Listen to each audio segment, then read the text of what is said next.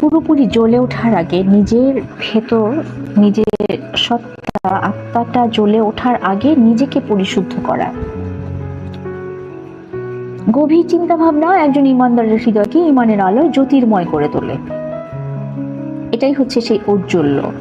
কিন্তু ইবনে আতা ব্যাখ্যা করেছেন, দ্যুতি ছড়ানোর আগে একটি হৃদয়কে কিন্তু খাঁটি হতে হবে।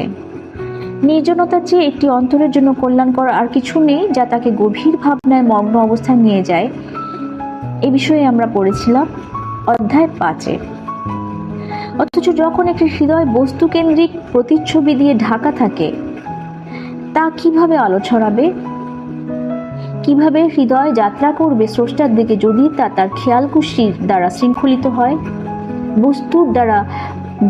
বস্তুর দ্বারা আচ্ছাদিত থাকে, বস্তুর চিন্তা, বস্তুর প্রতি আকর্ষণ, বস্তুবাদী মানসিকতা দ্বারা আচ্ছাদিত থাকে? কিভাবে হৃদয় ঐশী চেতনায় প্রবেশের আশা করতে পারে যখন তা গাফিলতি থেকে নিজেকে পরিশুদ্ধ করতে অক্ষম হয়?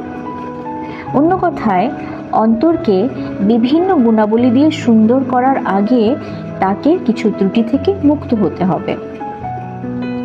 এখানে ইবনে আতা 3টি ত্রুটির কথা উল্লেখ করেছেন। এক হচ্ছে বস্তুবাদিতার প্রতিবিম্ব, প্রবৃত্তি ও গাফিলতি। ইবনে আতা প্রশ্ন করেছেন, যখন একটি হৃদয় বস্তুকেন্দ্রিক বস্তুবাদী প্রতিচ্ছবি দিয়ে ঢাকা থাকে, তা কিভাবে আলো ছড়াবে? সুফিবাদে আল্লাহ ছাড়া আর সমস্ত কিছুকে বলা হয় আল গাইর। আর আল গাইর মানে অন্য সব কিছু, আল্লাহ ছাড়া অন্য আর সব কিছু। বস্তুবাদিতা হতে পারে, তার প্রবৃত্তি হতে পারে, তার গাফিলতি হতে পারে। যখন একটি অন্তরে বস্তুগত বিষয়, দুনিয়াবী বিষয়, এমনকি কোনো মানুষের প্রতিচ্ছবিও আঁকা থাকে, তখন তা একটি আয়নায় প্রতিফলিত প্রতিবিম্বের মতো কাজ করে। আয়নার এই উপমাটি এই ধরনের অন্তরকে ব্যাখ্যা করার জন্য চমৎকার একটি উপমা।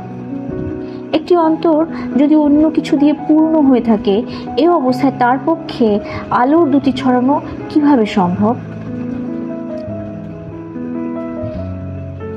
অবশ্যই তার মানে এই না যে আমাদের বাহ্য জগৎ, পরিবার, সম্পদ, পেশা ইত্যাদিকে উপেক্ষা করা উচিত। প্রশ্ন হচ্ছে, কোন বিষয়টি হৃদয়ের কাছে সবচেয়ে মনোযোগ গুরুত্ব পায়? এটা কি আদৌ এক বিশুদ্ধ হৃদয় যা কিনা আলো ছড়ায়? পবিত্র কোরআনের 24 নম্বর সূরার 35 থেকে 36 নম্বর আয়াতে বলা হয়েছে, আল্লাহ আসমান সমূহ ও জমিনের নূর, তার নূরের উপমা একটি তাকের মতোই। তাতে রয়েছে একটি প্রদীপ, প্রদীপটি রয়েছে একটি চিমনির মধ্যে। চিমনিটি উজ্জ্বল তারকার মতো। প্রদীপটি বরকতময় জাইতুন গাছের তেল দ্বারা জ্বালানো হয়, যা পূর্বেরও নয় পশ্চিমেরও নয়। এর তেল যেন আলো বিকিরণ করে, যদিও তাতে আগুন স্পর্শ না করে। নূরের উপর নূর। আল্লাহ যাকে ইচ্ছা হিদায়াত করেন তার নূরের দিকে। আর আল্লাহ মানুষের জন্য উপমাসমূহ উপস্থাপন করেন, আর আল্লাহ প্রতিটি বস্তু সম্পর্কে সম্যক জ্ঞাত। এখানে তেল বলতে বলা হয়েছে ফুয়েল বা জ্বালানি। আমরা এটার শাব্দিক অর্থ না করলেও পারি। তো যাই হোক, অতএব এটা আল্লাহর ঘর এবং ইবাদতের স্থান, যেখানে নির্জনতা ও গভীর চিন্তা ভাবনা একজন ইমানদারের হৃদয়ে ঐশী নূর পয়দা করতে পারে এবং স্বাভাবিকভাবে আলো দূর করে অন্ধকার। তার মানে হচ্ছে একজন ইমানদারের অন্তর হচ্ছে আল্লাহর একটি ঘর এবং ইবাদতের একটি স্থান। এবার আসি দ্বিতীয় ত্রুটি প্রসঙ্গে। ইবনে আতা এর নাম দিয়েছেন প্রবৃত্তি।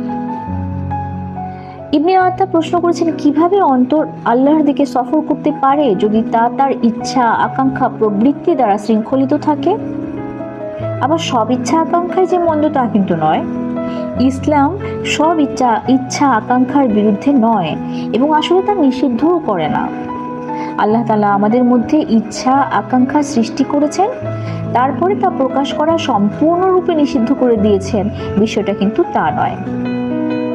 এটি একটি সার্বজনীন নিয়ম যে মানুষের সহজাত প্রবৃত্তি ও স্বাভাবিক আকাঙ্ক্ষাকে পুরোপুরি দমন করে রাখা যায় না। অন্যান্য ধর্ম বিশ্বাসের বিপরীতে ইসলাম স্বাভাবিক আকাঙ্ক্ষাকে নিষিদ্ধ করে না বা এগুলোকে অস্বীকার করাকে কোনো গুণ হিসেবেও বিবেচনা করে না, বরং নিষিদ্ধ হচ্ছে কিছু নির্দিষ্ট পরিপ্রেক্ষিতে নির্দিষ্ট কিছু আকাঙ্ক্ষা বা প্রবৃত্তির বহিঃপ্রকাশ। সুতরাং আল্লাহ আমাদের স্বভাবের বৈশিষ্ট্য বানিয়েছেন, এমন কিছুকে তিনি নিষিদ্ধ করেন নাই। যেমন খাওয়া দাওয়া, এটা আমাদের স্বভাবের বৈশিষ্ট্য। তৃষ্ণা মেটানো, শারীরিক সম্পর্ক, কথোপকথন, হাসি, গান গাওয়া, গান শোনা ইত্যাদি।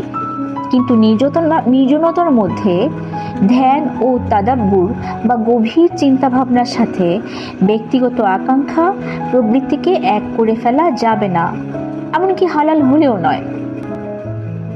আল্লাহ সূরা বাকারার 187 নম্বর আয়াতে বলেছেন, আর তোমরা মসজিদে ইতিকাফরত অবস্থায় তাদের সাথে মিলিত হইও না। এগুলো আল্লাহর সীমারেখা, কাজে এগুলোর নিকটবর্তী হইও না। এভাবে আল্লাহ তার আয়াতসমূহ মানুষদের জন্য সুস্পষ্টভাবে ব্যক্ত করেন, যাতে তারা তাকওয়ার অধিকারী হতে পারে। এটাই হলো মসজিদে ইতিকাফের নিয়ম, এবং এই আয়াত ইতিকাফের বৈধতার প্রমাণও বটে। কিভাবে রাসূল সাল্লাল্লাহু আলাইহি ওয়াসাল্লাম এই সুন্নাহ মেনে চলতেন, এ ব্যাপারে হাদিসে এসেছে, তিনি রমাদান মাসের শেষ 10 দিন মসজিদে ইতিকাফে বসতেন। যে বছর তিনি ওফাত লাভ করেন সেবার 20 দিনের জন্য ইতিকাফ করেছিলেন। হাদিসে এও এসেছে যে মাঝে মাঝে রমাদান মাস ছাড়াও তিনি ইতিকাফে বসতেন। কাজে ইতিকাফ শুধু রমাদান মাসের জন্যই নয়, অন্যান্য মাসেও নবীজির সুন্নাহ হিসেবে এটা পালন করা যাবে। মোট কথা হৃদয়ের জ্যোতি তার আকাঙ্ক্ষাকে অস্বীকার করে না, বরং যখন আকাঙ্ক্ষা হৃদয়কে এতটাই আচ্ছন্ন করে রাখে যে সেই হৃদয়ে আল্লাহর পথে সফরে বাধাপ্রাপ্ত হয়, সেই আকাঙ্ক্ষাকেই ইসলাম অস্বীকার করে। আল্লাহ বলেছেন, আল্লাহ চান তোমাদেরকে তার দয়ার দিকে পরিচালিত করতে। অন্যদিকে যারা নিজেদের ভোগবিলাসকেই প্রাধান্য দেয়, তারা তোমাদেরকে সঠিক পথ থেকে বিচ্যুত করতে চায়। 4 নম্বর সূরার 27 নম্বর আয়াত। ইবনে আতার মতে তৃতীয় ত্রুটি হচ্ছে গাফিলতি। ইবনে আতা প্রশ্ন তুলেছেন, কুরআনে যেভাবে বলা হয়েছে আল্লাহর উপস্থিতির অর্থ হচ্ছে বান্দার সাথে আল্লাহর নৈকট্য অর্থে, যদিও আল্লাহ সুবহানাহু ওয়া তাআলা কখনোই অনুপস্থিত থাকেন না। আল্লাহ বলেছেন, শুনে রাখো, আল্লাহ তাদের সাথেই থাকেন যারা ঈমানদার। 8 নম্বর সূরার 19 নম্বর আয়াত। এদিকে 47 নম্বর সূরার 35 নম্বর আয়াতে বলা হয়েছে, সুতরাং তোমরা হীনবল হও না এবং সন্ধির প্রস্তাব করো না, তোমরাই প্রবল। আল্লাহ তোমাদের সঙ্গে আছেন, তিনি তোমাদের কর্মফল কখনো ক্ষুণ্ণ করবেন না। 9 নম্বর সূরার 36 নম্বর আয়াতে বলা হয়েছে, আর জেনে রাখো নিশ্চয়ই আল্লাহ মুত্তাকিদের সাথে আছেন। 8 নম্বর সূরার 46 নম্বর আয়াতে বলা হয়েছে, এবং বিপদে ধৈর্য ধারণ করো, কেননা যারা বিপদে ধৈর্য ধারণ করে আল্লাহ তাদের সাথেই থাকেন। 16 নম্বর সূরার 128 নম্বর আয়াতে বলা হয়েছে, যারা তাকওয়া অবলম্বন করে আর সৎকর্মশীল, আল্লাহ তো তাদের সঙ্গেই আছেন।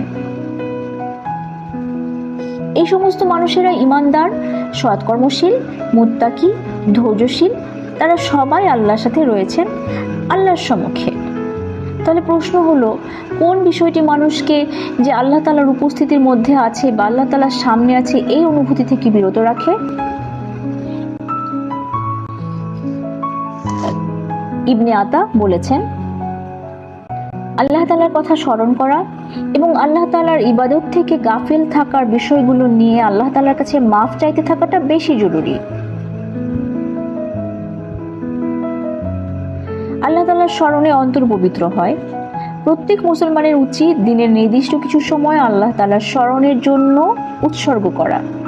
একথা বলবেন না যে আল্লাহ তাআলার জিকির করার জন্য আপনার কোনো সময় নেই, কেননা আল্লাহ তাআলাকে যে কোনো অবস্থায় এবং যে কোনো পরিস্থিতিতেই স্মরণ করা যায়।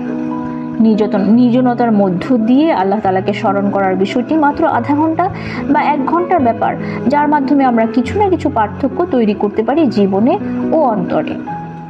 সুতরাং তিনি ও তার পরবর্তী প্রজ্ঞাপূর্ণ কথাগুলো হচ্ছে কোনো একটি ভালো মুহূর্তের জন্য ভালো কাজগুলোকে আটকে রাখা বা না রাখা একটি অপরিণত মানুষের হৃদয়ের পরিচায়ক। আমরা আসমান ও জমিনের নূরের কাছে প্রার্থনা করি, যেমন করে রাসূল সাল্লাল্লাহু আলাইহি ওয়াসাল্লাম প্রার্থনা করেছিলেন তার কাছে, উপর থেকে, নিচে থেকে, সামনে থেকে, ডান থেকে, বাম থেকে আমাদের অন্তরে নূর দিয়ে আলোকিত করে দেওয়ার জন্য এবং আমাদেরকে নূরের উৎস বানিয়ে দেওয়ার জন্য।